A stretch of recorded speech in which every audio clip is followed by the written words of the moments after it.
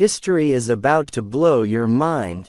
Today's topic is: in the Rigvedic period, signs of the Varna class system appear. The Purusha Sukta in the 10th Mandala of the Rigveda describes the origin of the 4 Varnas.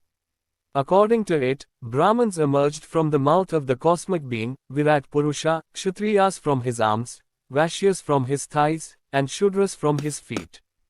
During the Rigvedic period, the Varna system was not as actively enforced in practical life as it would be later on. According to the Rigveda, society was divided into 4 main Varnas: Brahmin, Kshatriya, Vaishya, and Shudra.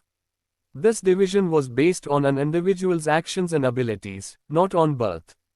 The primary purpose of the Varna system at this time was occupational division, and all Varnas were interdependent on one another.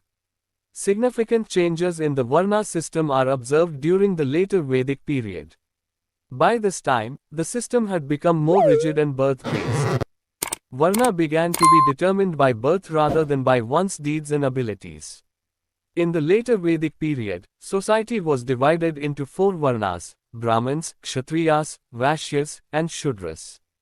The Brahmins were primarily responsible for education and performing rituals, Kshatriyas for governance and protection of society, Vaishyas for trade, agriculture, and animal husbandry, and Shudras for serving others. Concepts of high and low status, as well as untouchability, began to develop during this period, which were not present in earlier times. Thanks for tuning in. Catch you in the next video with a new topic. Bye bye.